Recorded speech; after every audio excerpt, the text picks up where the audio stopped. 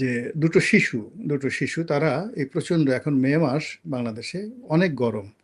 ঢাকার সাথে করে গ্রাম অঞ্চলে গরম বেশি, এর কারণ হলো বাতাসে জলীয় বাষ্পের পরিমাণ খুব বেশি। এই দুটো ছেলে বয়স হবে 9-10 বছর। তো 9-10 বছর ছেলে তারা মাথা সুন্দর করে একেবারে কিমের মতো করে, মানে উত্তর কোরিয়ার কিমের মতো করে মাথার চুলটা সুন্দর করে তারা ছেটেছে। তারপরে কিমের মতো ডবল স্যুট পরেছে, মানে নিচে একটা মানে সেমি স্যুট, তারপর উপরে আবার কোট। হুম। কোট ঠুট পরে সে একেবারে প্রধানমন্ত্রী যাবে, তা একেবারে সামনে ফ্রন্ট লাইনে তারা কোট পরে ফুলের তোড়া নিয়ে বসে আছে। আচ্ছা, ফুলের তোড়া নিয়ে বসে আছে। প্রধানমন্ত্রী সেটা দেখলেন, দেখার পরে এদের দুইজনকে মঞ্চে ডাকলেন, তাদের কাছ থেকে ফুল নিলেন, ছবি তুললেন, ওই ছেলেগুলা হ্যান্ডশেক করলো। এখন এটা যদি সাজানো হয়ে থাকে, সেটা এক ধরনের ফলাফল, যে এরকম একটা ঘটনা ঘটবে, প্রধানমন্ত্রী ওখান থেকে তাদেরকে ডেকে আনবে, সমস্ত দেশের লোকজন দেখবে যে শিশুদের মধ্যে প্রধানমন্ত্রীকে নিয়ে কতটা উন্মাদনা। তারাও তারেক রহমান সাহেবকে ফুল দেওয়ার জন্য দাঁড়িয়ে থাকে। 2 নম্বর হলো যে আমাদের প্রধানমন্ত্রী কতটা দয়াবান, কতটা করুণাবান, কতটা নেগাহবান, যে তিনি এত ভিড়ের মধ্যে দুটো শিশুর আবদার রক্ষা করে তাদের ফুল তিনি গ্রহণ করেছেন, তাদের সঙ্গে মঞ্চে উঠে কথাবার্তা বলেছেন। এরকম প্রধানমন্ত্রী এই মুহূর্তে পৃথিবীতে আছে? This is one. আরেকটা হলো যে না, ওই দুটো শিশু খুব ছোট কাল থেকে এরকম মানে মানে তার একটা মানে ওখান থেকে মনে হয়েছে সে নিজের থেকে স্বপ্রণোদিতভাবে এই কাজটা করেছে। যদি তাই হয় তাহলে এই দুটো শিশুর ভবিষ্যৎ নিয়ে আমি ভীষণ রকম চিন্তিত। এরা ভবিষ্যতে হয়ে 133টা তারেক রহমানের সমান বুদ্ধি তারা রাখবে, যে এই ছোটকালে তারা তারেক রহমানকে কনভিন্স করে ফেলছে, দে উইন।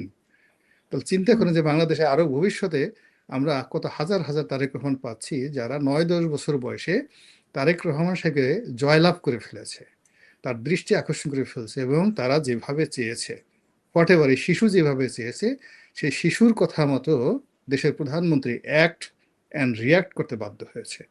তা আপনি চিন্তা করেন যে ওই শিশুর জ্ঞানের লেভেল, বুদ্ধির লেভেল কোন পর্যায়ে। তো এই শিশু তো যেন তেন শিশু না, এই দুটো শিশু অ্যাটলিস্ট এই কাজের জন্য তাদের নোবেল পুরস্কার দেওয়া উচিত, যে এত মেধা, এত যোগ্যতা, এত ব্যক্তিত্বের তীক্ষ্ণতা তাদের মধ্যে আছে, যে এই ব্যক্তিত্ব দিয়ে তারা প্রধানমন্ত্রীকে আকর্ষণ করছে। আমি তো এখনো প্রধানমন্ত্রীকে আকর্ষণ করতে শিখলাম না, পারলাম না। তা আমার তো ওই শিশুর কাছে গিয়ে পা ধরে গিয়ে তারপর বসে বসে ট্রেনিং নেওয়া উচিত, যে আমাকে কিছু শিখিয়ে দাও গো বাবু, আমি কি করে প্রধানমন্ত্রীর নজর দৃষ্টি আকর্ষণ করব। এই গেল একটা ঘটনা। 2 নম্বর 3 নম্বরে যেটা মনে হচ্ছে সেটা হলো যে যদি শিশুর এই কাজ না করে শিশুর বাবারা এরকম কাজটা করে থাকে, মানে শিশুদেরকে দিয়ে বাবারা এরকম একটা ধড়িবাজি কাজ করেছে, যে এই শিশুকে দিয়ে শিখিয়ে বাবারা এই কাজ করলো, বিনিময়ে এই যে আমার ছেলে আগামীতে সে ডিসি অফিসে দেখালো এই ছেলের সঙ্গে প্রধানমন্ত্রী ছবি তুলেছে, আমাকে টিয়ার দাও।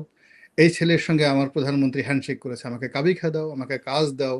তো এইরকম যে একটা ঘটনা বাংলাদেশে ঘটে যাচ্ছে একটার পর একটা, তো এগুলো আমরা খুব বিনোদিত হচ্ছি। আমাদের বাংলাদেশে এখন অনেক মানুষের অনেক দুঃখ আছে, মানুষ ফটাফট করে মরে যাচ্ছে। এই যে কারিনা নামক একটা মেয়ে হঠাৎ করে সেই চটপটি খেতে গিয়ে মরে গেল। তো এখন এইভাবে অনেক মানুষই হুটহাট করে মরে যাচ্ছে। তো এই মৃত্যুর আগে আমরা যে এইভাবে মানে দৃশ্যপটে জাতীয় ন্যাশনাল বিষয়গুলো নিয়ে যে আনন্দ পাচ্ছি, এটা মাননীয় প্রধানমন্ত্রীর দয়া, করুণা এবং তার প্রজ্ঞা এবং তার প্ল্যান। এই প্ল্যানে যদি না থাকতো তাহলে আমরা তো আসলে এইভাবে দুঃখ ভরা আক্রান্ত হৃদয়, যেখানে আমরা সারা জীবন গান গাই, আমার এত রাতে কেন ডাক দিলি প্রাণ কোকিলা। হ্যাঁ, তো এইগুলো আমাদের দুঃখের গান, রাতে কোকিল ডাকলো কেন, এই জন্য আমরা একটা গান রচনা করে ফেলি। তো সেই দেশে প্রধানমন্ত্রী আমাদেরকে এত বিনোদন দিচ্ছেন, এত আনন্দ দিচ্ছেন, আমরা আকাশ পানে তাকিয়ে থাকি কখন প্রধানমন্ত্রী নেত্রকোনা যাবেন, কখন প্রধানমন্ত্রী চাঁদপুর যাবেন, কখন প্রধানমন্ত্রী বগুড়া যাবেন। আর যেখানে যাবেন সেখানেই এমন সব দৃশ্য তৈরি হবে যেগুলো দেখে আমাদের বুক ভরে যাবে গর্বে, যে আহা হা হা। যেমন সিলেট